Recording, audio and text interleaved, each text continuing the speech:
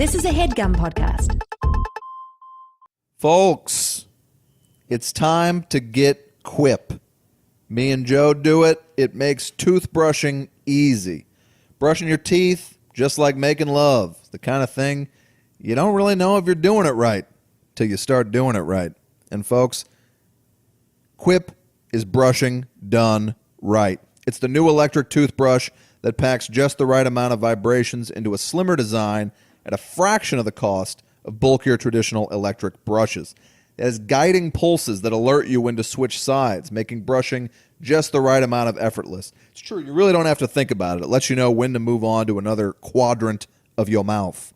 Quip also comes with a mount that suctions right to your mirror and unsticks to use as a cover for hygienic travel anywhere, whether it's going in your gym bag or your carry-on. And because the thing that cleans your mouth should also be clean, Quip's subscription plan, or subquiption plan, surprised they didn't think of that, I'll have to let them know, refreshes your brush on a dentist-recommended schedule. They deliver new brush heads every 3 months for just $5, including free shipping worldwide. Quip's backed by a network of over 10,000 dental professionals, including dentists, hygienists, and dental students. Most toothbrushes don't get named one of Time Magazine's best inventions of the year, but Quip did. It's time to find out for yourself why. Quip starts at just $25, and if you go to getquip.com/CU right now, you'll get your first refill pack free with a Quip electric toothbrush. That's your first refill pack free at getquip.com/CU. GETQUIP.com/CU. Folks, it's going to be love at first brush.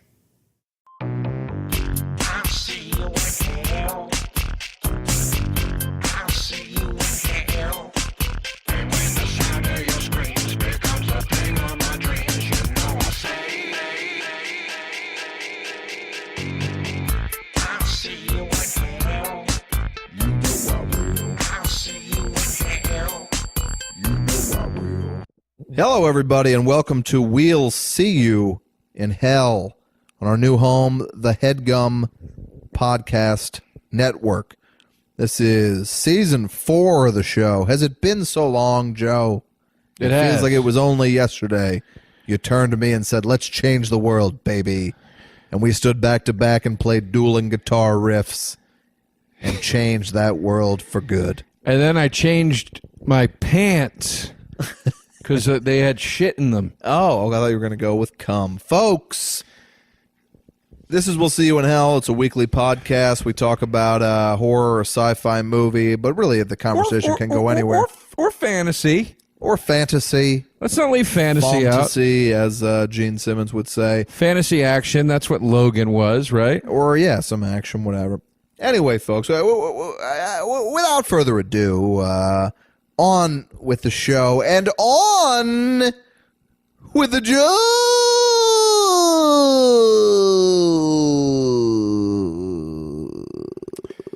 Thank you, Pat. You're welcome. That was the most committed you ever were to doing that. Committed. It wasn't my favorite, but I was committed. Been quite committed to it, but that was very committed. I should be committed. That's like a Vegas billboard. He's a committed comedian, ... And then it's him in a straitjacket. And he should be committed. Come check out Vinny Papatz at the Mirage. Vinny Papatz. I remember seeing the billboards in New York for my mother's Jewish, my father's Italian, and I'm in therapy. Oh, God. And boy, did I love seeing those billboards. And I remember my dad saying to me, "Have you heard of this show? It sounds very funny." And I said, "Dad, shut the fuck up. You asshole." Yeah. What are you talking about? It's like that Tony and Tina's wedding where you're a part of the action. I was in a ripoff of Tony and Tina's wedding, not the actual Tony and Tina's. You acted in it? Yeah, I was in a show called The Sopranos. Dinner theater show about the... When was this? When I first started doing comedy, 15 long years ago. The Sopranos? That doesn't even make sense. Look, Pat, I didn't write the goddamn show. I don't know. I just did it for the money.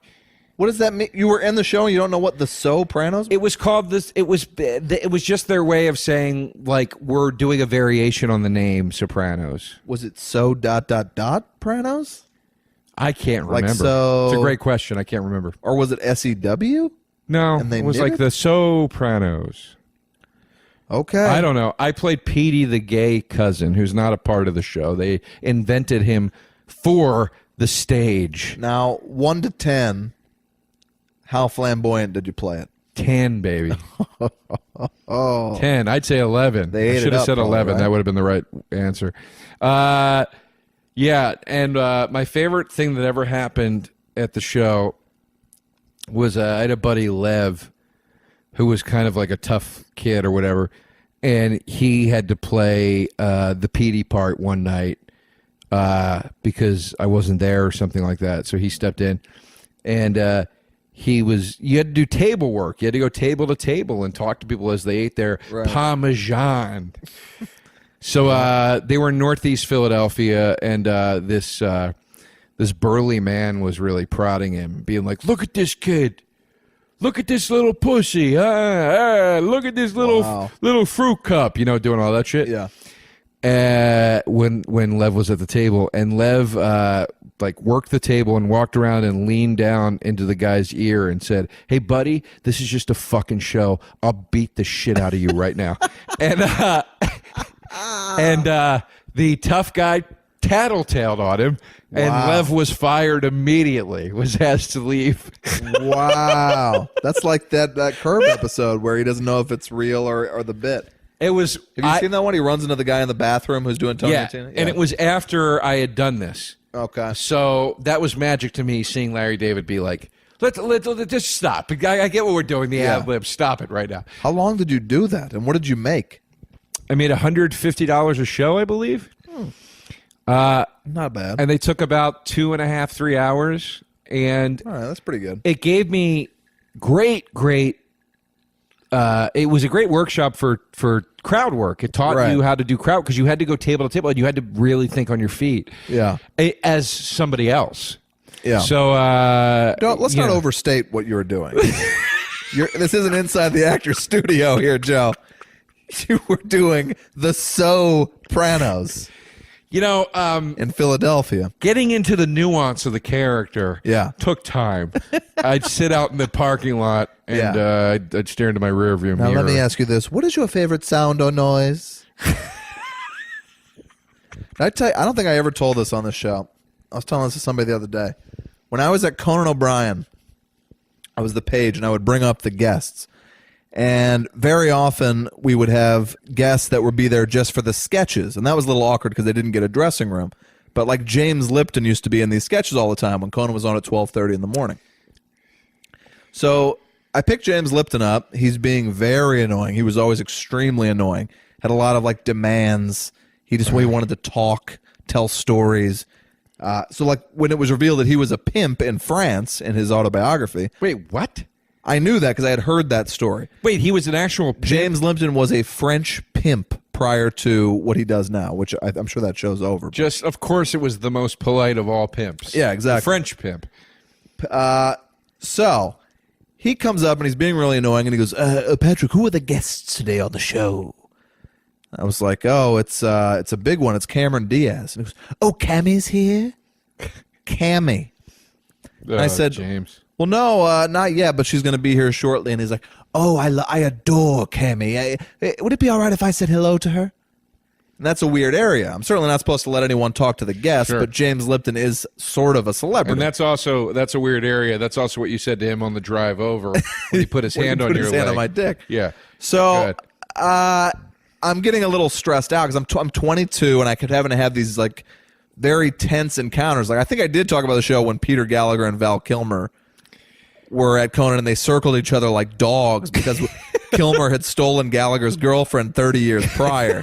I've got some amazing stories that took place. Kilmer, I'd give I'm gonna say this, 10 years off my life for the privilege to sit with Kilmer and get all the stories. Yeah, he's a nut. Because that guy, him and Kiefer Sutherland, I want to sit down with the two of them and see what went on. He was telling stories all day today on Twitter, Kilmer was, about how obsessed he is with Kate Blanchett, and they were all fascinating stories. God damn it. He said, he's running around the country playing Mark Twain in these theater shows. He's a loose cannon, this guy. No, I would go to that Mark Twain show if he comes here. When I met Will McGruber. Will Forte. When I met Will Forte, I told him how much I loved McGruber, and he told me it was a great time. He said and I go, I can't believe how much you got away with in that movie. And he said the only thing we didn't get away with was we actually wanted to have Val Kilmer's character eat his own dick. We wanted to castrate the character and feed, and Val Kilmer said, I won't do that. And we were like, but it's just a prosthetic dick or whatever. And Val Kilmer was like, I won't do it. And then I said, Will, if you promise to put me in MacGruber 2, you can cut off my dick and feed it to me. All right. And he said, your actual dick? And I said, yes, but you have to feed it to a prosthetic mouth. And he laughed, and it felt damn good, Walsh. Yeah. I made Forte laugh. He's a great dude. When he was on SNL when I was there, and he wasn't only the nicest of the cast, but he was like the nicest person I had ever met in my life. Very sweet man. Very nice. But anyway. Good man, that Will Forte. Here's Kilmer's tweet from today, which I thought was actually kind of beautiful. I fucked James Lipton in the broom closet at Conan. I got to finish my fucking story. Sorry. Yeah. Okay. Here's Kilmer's tweet from today. Yeah. Once I flew all the way to Australia just to talk to Kate Blanchett. Her husband met me first. Or instead, I guess, to be more accurate. This guy's going, I mean, he's just off the rails. Yeah, I mean, the husband comes out like, you're not going to be meeting with Kate Blanchett today, you creep. Yeah. That's what that story means. He is the character from Willow. He's a man that's been living out in a wilderness cage for too long, and he doesn't know how to interact properly with society anymore. Yeah. So there you go. I don't know why I'm drawing a blank. Was Sigourney Weaver the villain in Willow? She wasn't. No, the villain in Willow... Mad Mardigan. That was... No, Mad Mardigan was Val Kilmer. Val Kilmer. Warwick Davis... I know that's Willow, of course. No, Willow's the baby. Willow's the magic baby. Sorry. I mean, you want to take cheap shots at Warwick Davis for being short. I mean, that's on you. But I'm not going to do that with you. Sorry, I thought he was a baby. If that's a short joke, then just because he carried a rattle around for the whole film, I don't understand. The bad guy or the bad lady. It was a woman, right? Yeah. It was a witch. It was the. Diana I can't remember. Rigg? She's in other shit. I just can't remember who she is. But then the good witch sort of part was played by the old woman that was in the Neverending Story that eats the worms. Right. The one that's like, drink this. Right. And she lives like at that mountain. And you see her sort of naked in it. Like not. Yeah, I remember that. Like they don't show like nips or bush or anything, but like you see her like naked because she like a bird transforms into the woman or something, like she does some wizardy thing. Well, the witch was Joanne Whaley, who became Joanne Whaley Kilmer, Val Kilmer's wife. Really? Yeah. And she's got a BB Newworth vibe, if I'm not mistaken. Rick Overton's in Willow. Rick Overton? Comedy's Rick Overton. Yeah. Yes, he is, isn't he? Now, were you a Rick Overton man or a Rick Dukeman man? And I feel like this is like when you ask somebody Beatles or Stones. I preferred Dukeman, but I have met Overton, and he could not have been a sweeter person. Never met Overton, never met Dukeman. Overton's, I mean, I haven't done comedy in a while, but every time I ever did comedy, it seemed like Overton was there. I would love to meet Overton. Dukeman's it's dead, crazy you have sadly. Yes, I know. But I was a Dukeman man because of the Burbs. Because of the Burbs. Was he a stand-up too, Dukeman? Probably. Yeah, he totally was. Let me finish my story. So, 20 minutes later, which is probably my own fault. James Lipton. Would I be permitted to see Cammy when she arrives? I was like, how about I'll ask her, okay? I'll let her know. And he goes, actually, I won't even bother her. He goes, would you mind if I just run a gift into her real quick? And he just found out she's on the fucking show, but now he has a gift for her. So I go, yeah, but I'm going down to pick her up now, so just, kind of in and out. I had to talk to him like a kid. And he's like, okay. So he runs over to the makeup department, and he's going to try to find something to give her as a gift, I guess. But I get the call. This is a good pimp. I mean, this guy knows how to do it. I get the call. Cameron Diaz, the 50th Street side, you got to go pick her up. I run downstairs. I pick her up. Could not have been nicer. And we get up there, and I'm like, God damn it. Her dressing room door is shut. So I'm like, he's going to be in there like some sort of fucking creep now. So I knock. I don't hear anything. I open the door. He's not in there. I'm relieved. And then she goes, what the fuck? And I look over, And her entire mirror, every available surface of the mirror, has been written on with lipstick. And it says, "Welcome, Cammy. Love XOXO James. Come see me down the hall when you get a minute, love. Thanks, Cammy." Like, he's written an endless paragraph. She cannot see herself in the mirror. This is an actress, by the way. Right. A very beautiful actress. And she's like kind of angry, and I start trying to rub it off, and it's not coming off. It's just smearing on the mirror. Somehow it's worse than... Now, here's the thing. Yeah. Two things. It's worse than you busted in and James Lipton is wearing the lipstick, which is what I thought you were going to say. Yeah. Dick tucked between his legs. Yes. Secondly, the only other wrote on the mirror and lipstick story I've ever heard is that urban legend about the woman that wrote "Welcome to the Wonderful World of AIDS." Yes, that's right.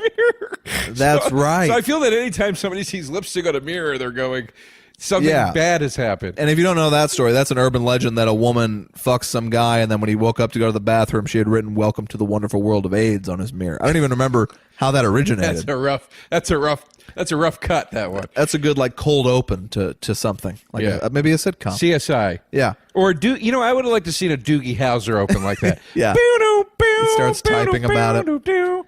Anyway, folks, she's annoyed, but like, she's still, she's not a bitch. She was just kind of like, this is really obnoxious or whatever. So I'm trying to wipe it off, and I go, we'll get somebody in here to clean this up. I'm really sorry.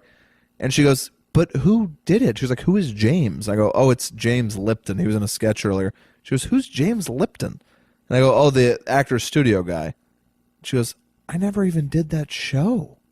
So I go, he actually said that you had done the show. You've never met James Lipton? She goes, I don't even really know who he is. How horrifying is that? And then she pulled off her wig, and it was James Lipton. She thought that just Cameron Diaz would know and love a message from James Lipton, and that he could call her Cammy. One of my favorite jokes ever about James Lipton was Patton Oswalt had a joke where he said the stench of failure is wafting off of that man so severely that if you stood behind him, you'd get that wavy fog desert effect. That's very true. Did he have a stand-up special named The Stench of Failure, or who was that? That was Artie. Oh, Artie, yeah. Boy, I got to tell you, he was a creepy, odd dude. James Lipton. Yeah. Not Artie Lang. No. I love Artie Lang. Of course, and we wish him the best. Yes. But yeah, Lipton was a true maniac. And I guess they don't do that show anymore. But I did used to watch it. And Conan got canceled? Come on. The Actors Pat, I'm having fun here. This is we're riffing. This is radio, baby. Do you have any? I'm going to actually do my movie corner because I remembered a movie that I watched last night. Pat's I've movie got corner. a bunch for this one.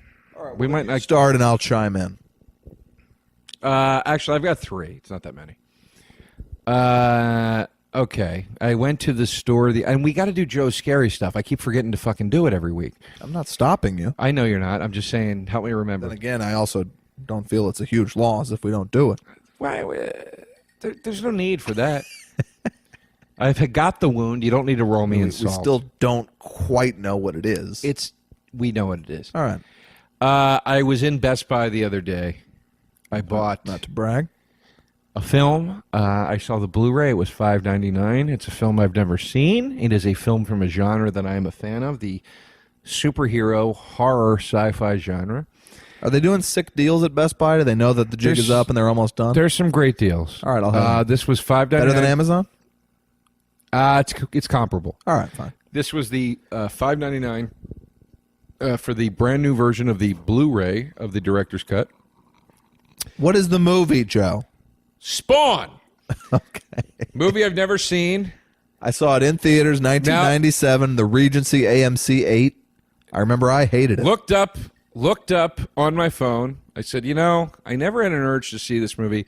The John Leguizamo clown character always looked pretty cool to me. Morbidly obese clown, right? Yeah. How much time was he in makeup? Did you watch the extras? I did watch the extras. A long time. Yeah, I'm sure it was a long time. I don't remember the details, but a long time. But I bet he kept him laughing with his colorful characters.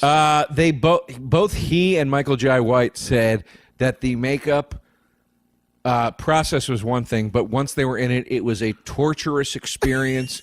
They said people would consistently come up to them on set and make jokes, and they wanted to punch them in the face. Yeah. That it was just fucking miserable. They said it was miserable, it was hot, it was not fun. But And anyway, then after all that torture, you go to the premiere, and the movie you have made is Spawn. yeah. Now, here's why I bought it. Can I say this? Here's why I bought it. You don't have to ask. I know. I don't know why. I'm in a habit of saying that these days. Here's why I bought it. I look up on my phone. I go, let me look at... I feel like this movie might have been overlooked. I feel like maybe it bombed when it came out, but it was better than everybody thought it was, whatever. Not true. I look up the movie. Roger Ebert. 3.5 out of 4 stars. Can I tell you, I was obsessed with Ebert, particularly at that time, and that is why I went to the movie opening night. That's why I bought the damn thing. Yep. Roger Ebert, 3.5 out of 4 stars. That's why I was there. This fucking... He likes a visual world. He gave Dark City 4 stars. Dark City's a great flick. I have to see it again. This movie, Spawn, it's not even a visual thing. It's dog shit. It's the worst CGI I've ever seen in my life. The CGI looks like you're playing some hell video game on a Tandy 2000 computer from Radio Shack. Jessica Tandy? It is Jessica Tandy. Wow. Yeah, like a cyborg Not Jessica just a Tandy. Tandy, a Jessica Tandy. Yeah. That's how old Yeah. this system was. Yeah. Google Chrome? How about Google Hume Chrome? All right, that's good.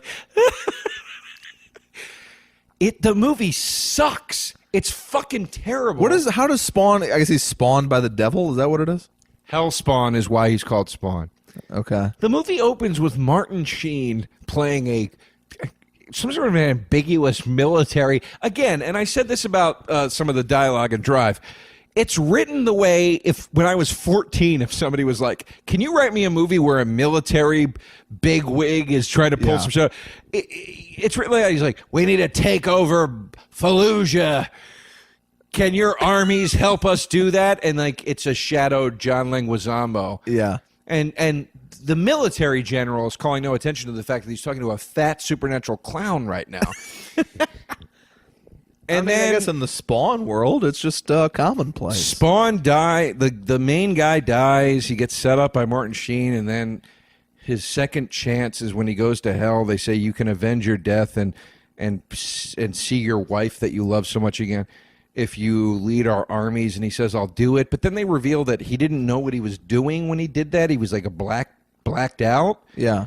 Like almost like a blackout drunk or something. It just doesn't make any fucking sense to me. And then you got this demon using guns.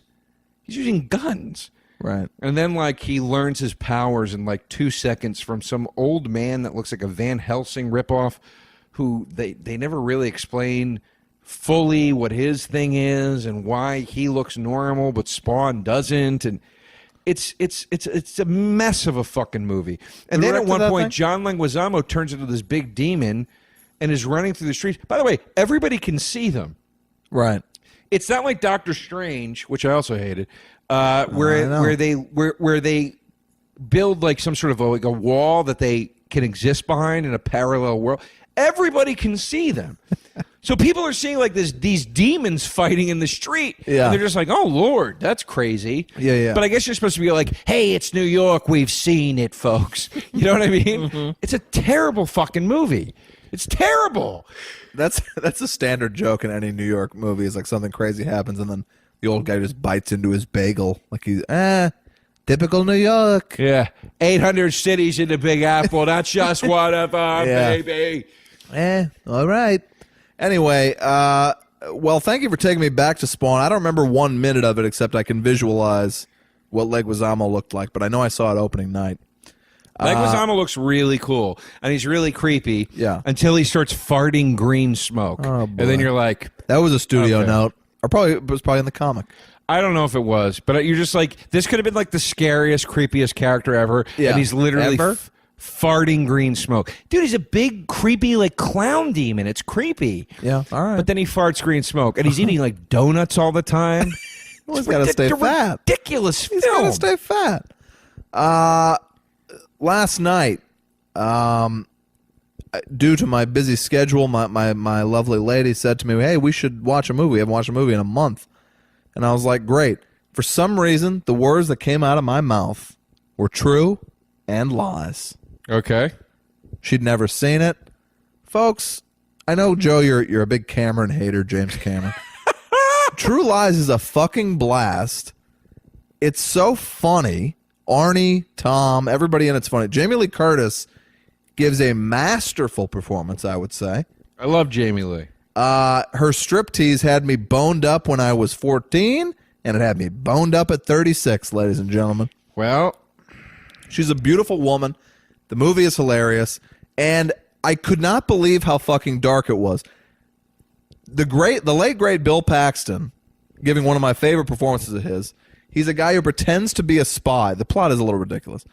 Pretends to be a spy to fuck like housewives, and he's trying to fuck Jamie Lee Curtis. So Schwarzenegger takes him out on a ride, because he's a used car salesman, of course. And this guy's talking about how excited he is to fuck Arnold's wife, Jamie Lee Curtis, to him. And Arnold's getting angrier and angrier, of course. Then they bust in on them, and they're like kind of like fake having sex in the way, like it was almost a Three's Company bit. It really was. Like he's like, well, we should pretend in case on my next mission I need to pretend that we're having sex. right. And that's when Arnold comes in. It's to protect her character so you don't hate her for fucking Bill Paxton. But it's she's really, had it with Arnold, and she's ready to cheat. I mean, these are like Three's Company style hijinks, and I could not believe that what I was seeing. Then Arnold kidnaps her to punish her for cheating. So they're running her out, and then this guy hits her in the head. One of these SWAT team members, not Tom Arnold. Or Bill Paxton. Or Bill Paxton. Hits her in the head, and then Arnold beats the shit out of him for doing that, because they're all wearing masks. They take her to this room, like a Zero Dark 30 interrogation room, and Arnold and Tom Arnold, behind the glass, interrogate her until she's so angry she's trying to shatter the two-way glass with a stool. And I was like, they are torturing this woman. Yeah. Did this play as comedy in the theater? Because I loved how crazily dark it was in this movie. I couldn't believe it. I know James Cameron has been divorced like 25 times. He's probably working out some issues. Isn't he still married to Linda Hamilton right now? I don't think so. This movie would never get made today, and if it did, there would be think pieces out the ass about this thing. He then has her pretend to be a prostitute. She's promised that she won't have to fuck the mystery man. Yes. Just dance for him. I remember that She part. does a striptease for him. Then he says, lay down on the bed in your underwear. She does it with her eyes closed, and then he reveals that it's him. And she's like, what the fuck? This movie takes some of the darkest turns I've ever seen. It's an elaborate cuck fantasy. I'm not a big fan of the film, but we were riveted because the action is incredible. It's still, and it honestly, this movie hadn't aged in terms of CGI. Cameron always kills it with that. I mean, this movie could be made today, and you'd still be gasping at this shit. When he pulls her out of the car at the end from the helicopter. It's got some amazing action sequences. You're Fired is I've always thought was bad. Especially now that he's the host of The fucking Apprentice. It sucked. Well, he's not anymore. Not anymore. But you know what always bothered me about True Lies? No.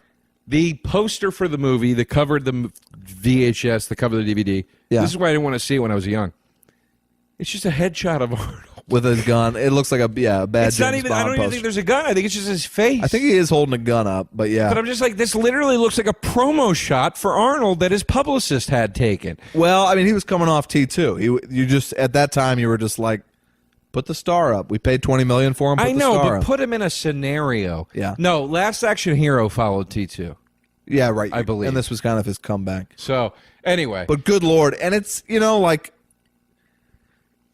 in a way that 1994 didn't demand of him. He realizes he's playing with like terrorists, and they're talking about the issues that are. He's like, you're going to kill our women and children, and now we're going to kill you. Like it's all kind of eerily relevant, and Cameron gives them a really funny, intelligent Indian sidekick on their SWAT team with Tom Arnold, and I was like, that's pretty progressive for 1994. Sure. He knew he was dealing in murky waters. sure. And Tom Arnold, he's never been good in anything except he was fucking hilarious in this movie. Yeah, I mean, would disagree with that. I think Tom Arnold strangely he is the male counterpart to Roseanne. Yeah. They're both nuts, and they always strangely deliver. I can't explain it, but they do. I shouldn't have shouted him. I do always like Tom Arnold. They do. But They always deliver somehow. I don't know how. I mean, in a role that I guarantee the studio was like, we don't want Tom Arnold to be your partner in this movie. That's ridiculous. But he kills it. And Paxton kills it, and Curtis kills it, and it's about as likable as Arnold's ever been. And then at the end of this fucking movie, the climax, you're done, and I was like, boy, that's great. You're at the 2-hour mark. Then there's a second climax where he shoots the guy. He's got his daughter, Elisha Dushku, on the hood of the airplane. Right. Amazing action. Where's she been? Oh, she's doing a show. I miss her. Where is she? She's a gorgeous woman. Doing what show? We used to, when I worked at Always Sunny, we used to watch her stretch every day, which I probably shouldn't be admitting to you right now. Where? She was on that show, like Dark Angel or whatever that show was. Where was she stretching? They shot right outside her offices. So she'd come out and God. stretch before her action sequences, and we'd all be like, Oh my God! Gathering around like the fat guys in Fatso when they start talking about filling the donuts up with chocolate ice cream. Yeah, it was not a great thing to do, but I'm glad I did it. So then that action sequence ends, and then they still cut to Jamie Lee Curtis and Arnold, and they're co-spies. She gets a call, and she's like, "Oh, that's my code name." And then Arnold and Jamie Lee are spies together. And they do an elaborate... She gets hired based on this whole thing? Right. They do a tango. Because at the beginning, Arnold does a tango with Tia Carrere. Yeah, that's the beautiful famous Tia scene. Carrere. And they're doing this. And even now, knowing that we're 22 years down the line, I was like, what a beautiful, seamless setup for True Lies 2. But we're not getting it. No. That movie should have been 5 movies with those two. We're not getting it. We are getting a big Terminator announcement in the next few days, apparently. But... Another one?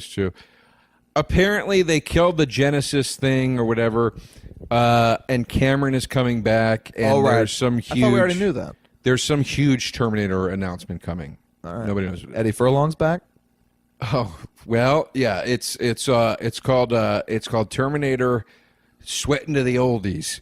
Anyway, it's Eddie Furlong trying to just shave off that last 35 pounds.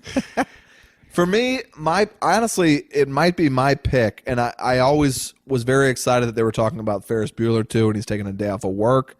I'm sad that couldn't come to pass because John Hughes passed away. That was going to happen. I still think they could do it, though. They could, but it would be terrible. You'd have to be real careful who you got. You're telling me if I did say it, to you, good. we got Broderick, we got the guy from Spin City that played Cameron, Alan Ruck. we got Sloan. Look, I'd go. You're telling me you're not there? I would and go. They say but the guys that wrote Kingpin wrote it. I'm in. All right, I'm in. It's possible. They haven't written a movie since Boat Trip, their follow-up to Kingpin. Oh. And I think the Farrelly brothers did a lot of work on Kingpin because they're credited. Ooh, mommy. Umami burger. But Joe, I want to ask you, I think it's an interesting question. I would say True Lies delivers the best ever, most seamless, least desperate setup for a franchise, maybe ever, that didn't deliver, that didn't come through with another. It is surprising. What would you say is yours? Because those could have been the new James Bond. What is my pick for most seamless delivery of the franchise? What is your pick for a movie you saw where you're like, oh, what a beautiful setup for a sequel, and you never got it? That's a great question. I don't know that I can think of one. I have heard. While you're thinking, I have heard rumors about True Lies 2 for years, but it's just too late now. I mean, they could do it, but I don't even know if people today would even give a shit. Man, I thought that Tales from the Crypt Demon Knight was very promising. Yeah. It did sort of have an open end with the new. That's true. With the new demon lord or whatever following the bus and whistling the Tales from the Crypt theme as Jada Pinkett became the new Demon Knight or whatever. I thought that was something where I was like, oh, okay, we're gonna get into something else here, and then never revisited it. I also thought that, but that was a movie that lost money, and True Lies is a movie that made a tremendous amount of money. I honestly, I'm so baffled. I'm gonna stall us here trying to think. I can't really think of. You know what? Predator. Well, Predator had plenty of sequels. Oh yeah, you're right. Oh God.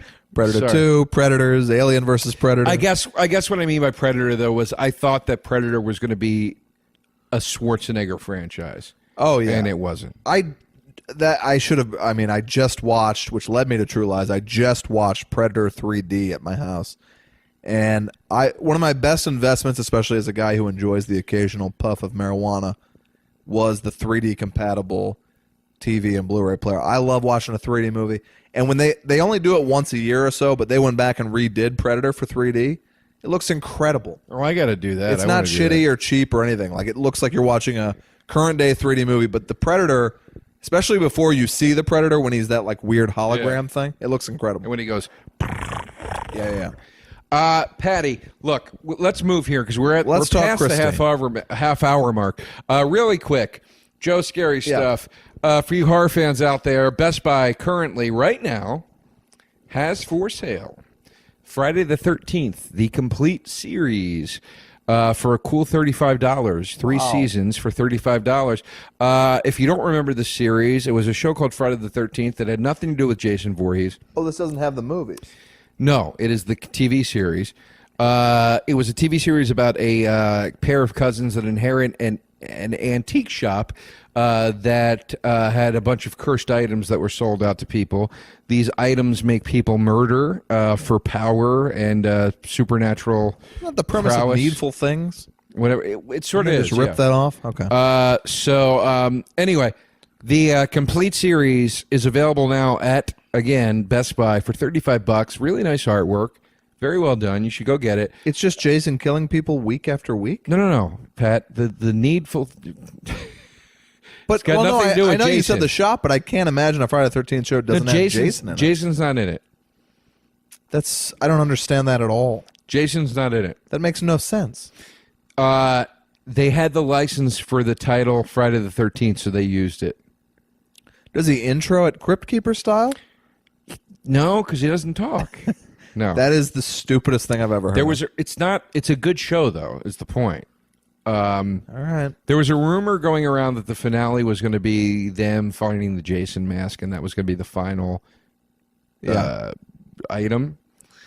But the creators of the show have said, like, look, had we had the license to use Halloween, we would call it Halloween the series. Right. That was just a selling point.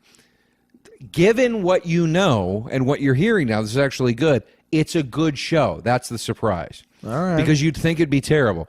David Cronenberg directed an episode. Okay. There's some good stuff in this show. I highly recommend it for serial horror fans. If you like that sort of thing. You mean like Frankenberry, Booberry, Count Chocula? Yeah, Count Chocula. Yeah, exactly. Ghostbusters, Slimer cereal. Yeah. If you're a serial horror fan and you enjoy this kind of thing, I would really recommend it. It's very much in the spirit of Kojak the Night Stalker and that sort of thing. And for $35, you can't beat that. It's 3 seasons. It's every episode. It's God knows how many. It's a lot.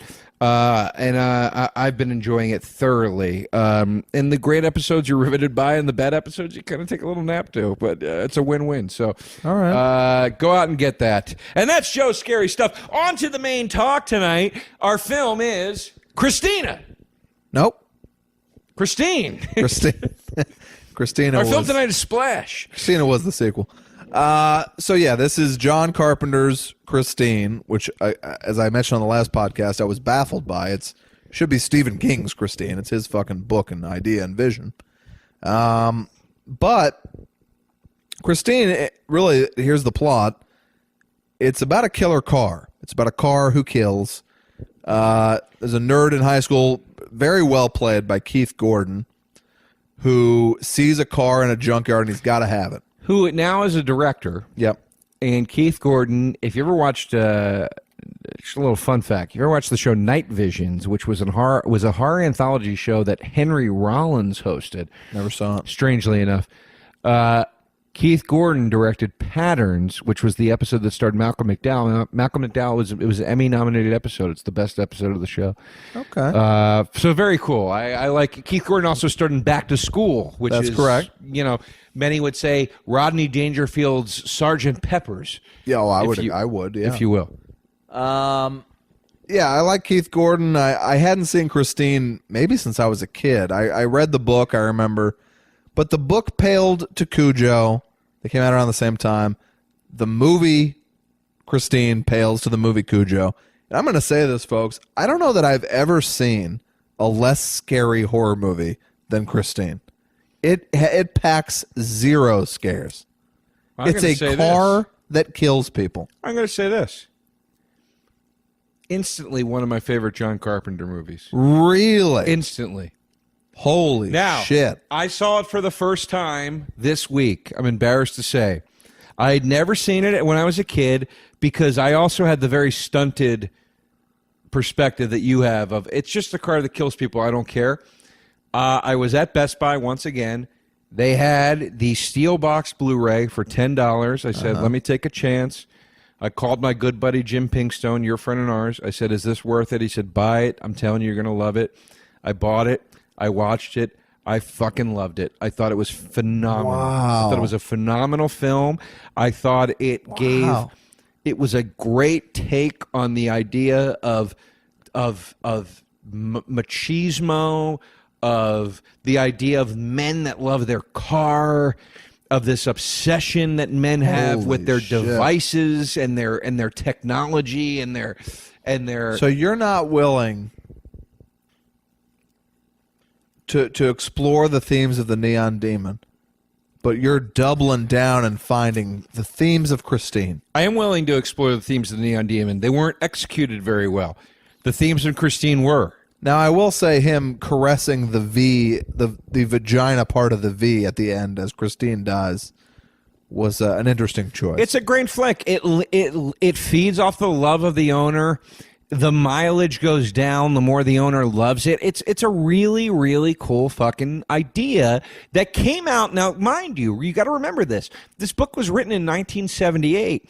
This was written at a time where men were every guy had a muscle car, and men were absolutely obsessed with their cars. It's a very, very cool social commentary. Very cool.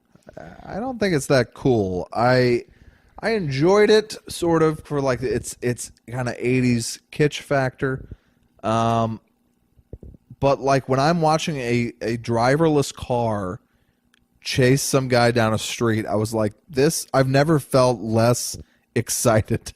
I've never felt less suspense. You didn't like when it was engulfed in flames, like chasing that bully? I loved it, man. I liked the music. I liked certain aspects of it. I liked Keith Gordon in it. But like, I was kind of thrown by the whole thing. It starts, okay, so it's like 1957 is what the title card says. Right. Then the car's in an assembly line.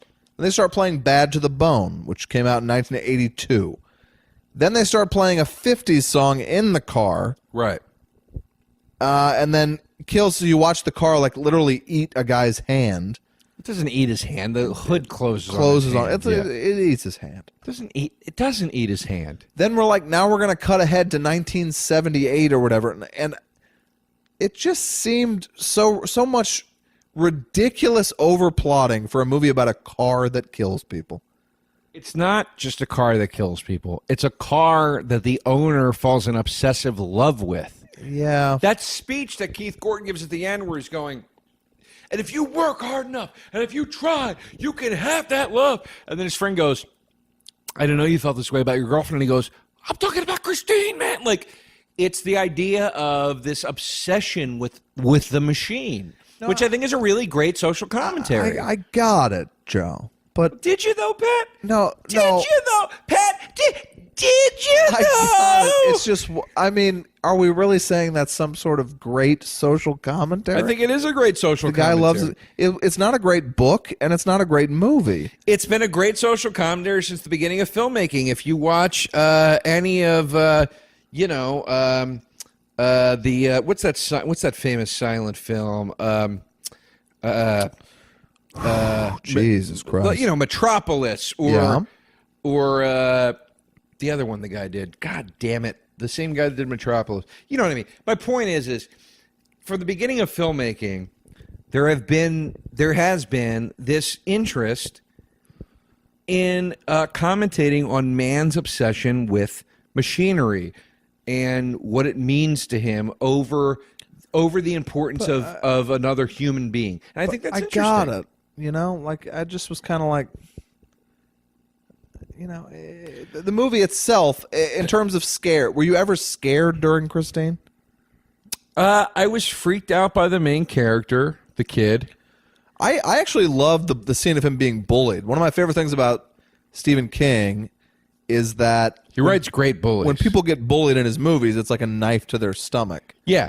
And He that's, writes great that's bullies. much more realistic than like the bully who's like kind of fucks with you a little bit. The bully pulls or knocks your lunch out of your hand. The main character's name is Cunningham.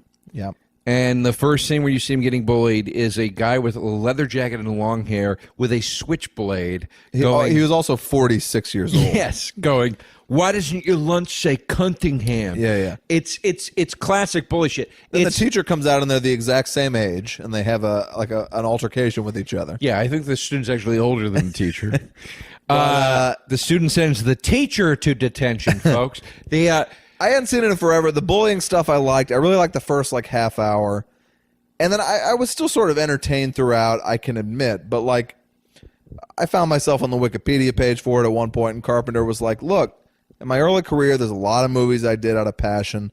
When The Thing made no money, he's like, I had to do a movie for money, and that's Christine. He's like, I had no real interest or passion in it. It was a serviceable job. And I feel like that's what we got. I mean, he directs it really well. But at the end of the day, it's a car that can't be and killed. I can tell you this, this is what upsets me so much about so many horror directors. Carpenter, was goddamn, as far as I know, gung-ho about remaking Children of the Damned or whatever. Oh, yeah. Village of the Damned. Or Village of the Damned.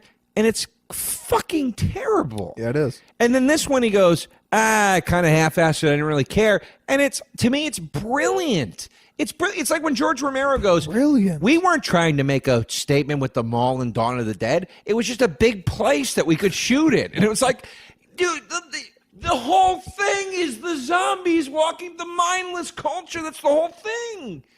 Yeah, I don't get it. You're giving this thing way too much credit with brilliant.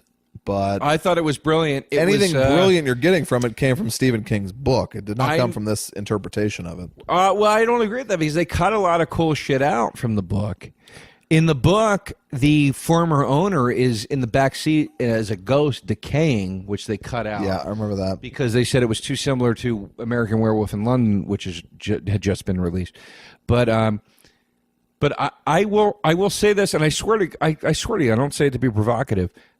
Favorite Carpenter movies? I'm going to go Thing, In the Mouth of Madness, and Christine. I really love the film. Halloween's not up there for you? Halloween. Now, I like Halloween 2 better than Halloween. Holy shit. Because I find Halloween 1... Here's the thing. Halloween 1's the origin story. It's interesting. It's fun. There's great moments. And you're putting In the Mouth of Madness above them. Yeah. I've watched that recently. That is not a good movie. Oh, it's a great flick. It is not a good movie. Halloween is a great movie. I'm not saying it's not. But it's an origin story. Thing, Halloween, and to then me, and then maybe Big Trouble Little China. What gets exciting in Halloween 2 is all the reveals. And I know he hates it. He's like, I hate that they had to be brother and sister. But that to me is where it starts to get really interesting. And I like that. I think it's cool. I think that Halloween 2 is a better sequel than it had to be, but Halloween is fucking killer from start to finish. Great. It's just not. If you said to me right now, throw in a John Carpenter movie, I would go Thing, or In the Mouth of Madness, or Christine. All right. Big Trouble in Little China is fine. Best description I ever heard of it, and Pinkstone told me this.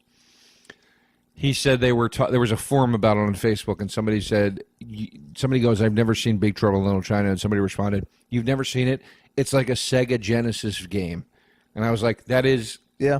We were both laughing. I was like, that's perfect. Like, Are you a The Fog fan? Oh, yeah. I like The Fog. I like The Fog. I like most of what he's done. Did he do it? I think Wes Craven did Deadly Friend. Do you remember that one? That's Wes Craven. That's not a great movie. Wes Craven had some terrible years, and so did Carpenter. Look, Carpenter's still kind of not been able to figure it out. Escape from L.A., I don't know if that's going to hold up either, but... Escape from L.A.? Escape from New York's great, but L.A., I remember being pretty ridiculous. It does not hold up. It wasn't good ever. No, it wasn't, but I didn't know if it would be even more dated now. It is. It absolutely is. Robert Rodriguez directing the Escape from New York remake. Okay. So I think that'll be cool. Who's playing Snake Plissken? I don't know. Pliskin. But to me, you get Kurt Russell in there at 70 years old. That's what you do. I bet It's like Indiana Jones. Like, I don't care if he's 90. Get well, him in there. they're That's what doing I'm Big saying. Trouble with The Rock, right? It's rumors. I don't know if it's true, though. And I'm very excited about this Danny McBride Yes. Halloween. I mean, Very Jesus. excited.